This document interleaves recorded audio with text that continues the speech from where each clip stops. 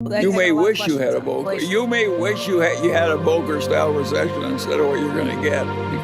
The troubles that come to us could be worse than what Volcker was dealing with. When Volcker, after the 70s, took the prime rate to 20% and the government was paying 15% on its government bonds, that was a horrible recession. Lasted a long time, caused a lot of agony. And I certainly hope we're not going there again.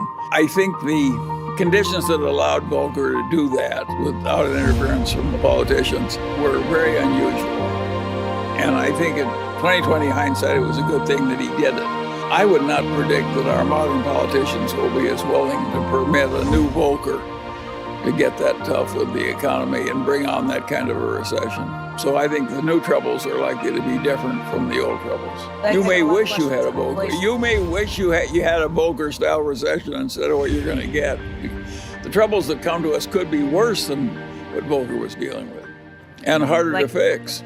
Think of all the Latin American countries that print too much money. They get strongmen and so forth.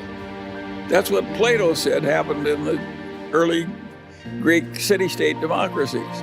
One person, one vote, a lot of equality, and you get demagogues, and the demagogues lather up the population, and pretty soon you don't have your democracy anymore. I think that accurately described what happened in Greece way back then, and it's happened again and again and again in Latin America. We don't want to go there. At least I don't.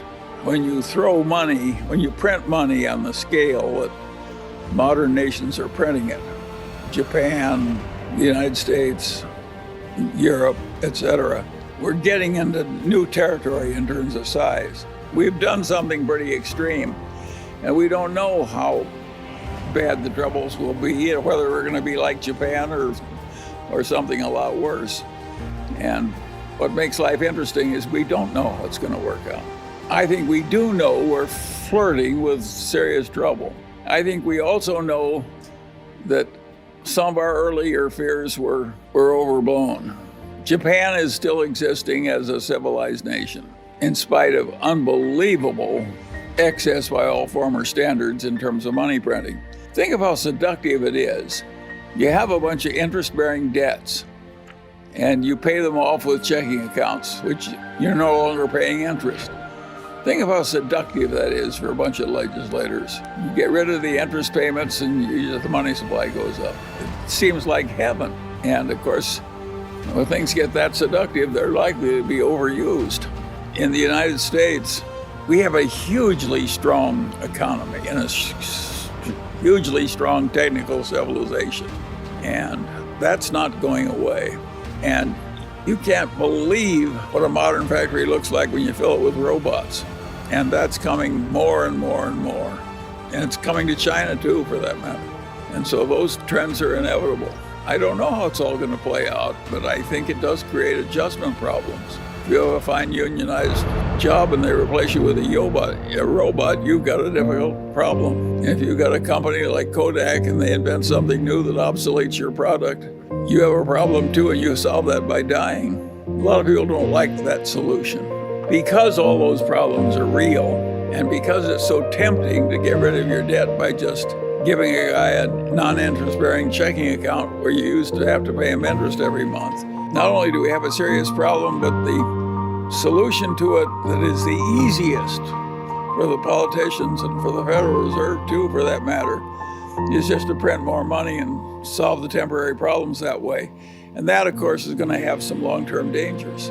And we know what happened in Germany when the Weimar Republic just kept printing money. The whole thing blew up, and that was a contributor to the rise of Hitler. So all this stuff is dangerous and serious, and we don't want to have a bunch of politicians just doing whatever is easy on the theory that it didn't hurt us last time, so we can double it and do it one more time, and then we double it again and so forth.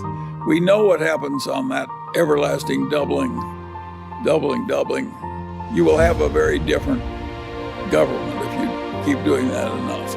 And so you're flirting with danger somewhere, unless there's some discipline in the process. But I don't regard Japan as in some terrible danger. They've done a huge amount of this and gotten by with it.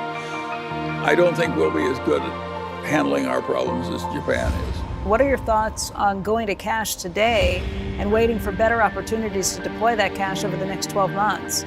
Is it a sensible idea in your mind?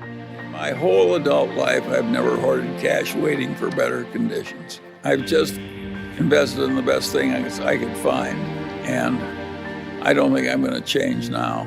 And the Daily Journal's used up its cash. Now, Berkshire has excess cash, quite a bit of excess cash. But it's not doing that because thinks it knows how to time investments.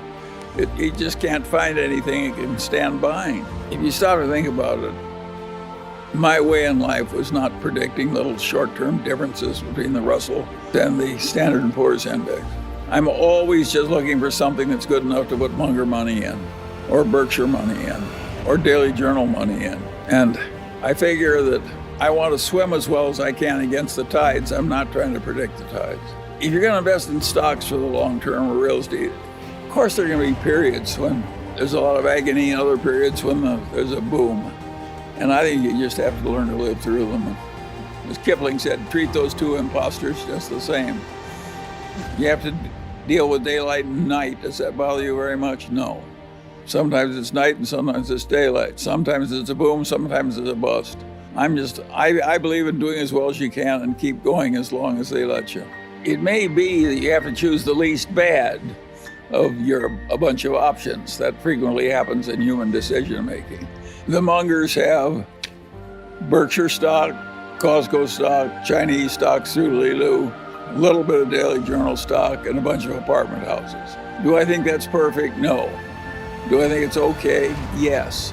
I think the great lesson from the Mungers is you don't need all this damn diversification. That's plenty of. You're lucky if you've got 4 good assets. I think the finance professors would sell the idea that perfect diversification is professional investment. If you're trying to do better than average, you're lucky if you have 4 things to buy. And to ask for 20 is really asking for egg in your beer. It's very few people have enough brains to get 20 good investments. The shareholders who are worried about the future because it looks complicated and difficult, I want to say to them what my old torts professor said to me, Charlie. He'd say, Charlie, tell me what your problem is and I'll try and make it more difficult for you. And he did me a favor by treating me that way. And I'm just repeating his favor to you. And you're worried about the right things. All you people that are worried about the inflation and the future of the republic and so forth. Inflation is a very serious subject. You can argue it's the way democracies die. When democracy dies in Latin America, inflation is a big part of it. So it's a huge danger once you've got a populace that learns it can vote itself money. If you overdo it too much, you ruin your civilization a lot. And so, of course, it's a big, long-range danger. If you look at the Roman Republic, even after they went to an empire with an absolute ruler, they inflated the currency steadily for hundreds of years. And eventually the whole damn Roman Empire collapsed. So it's the biggest long-range danger we have, probably, apart from nuclear war.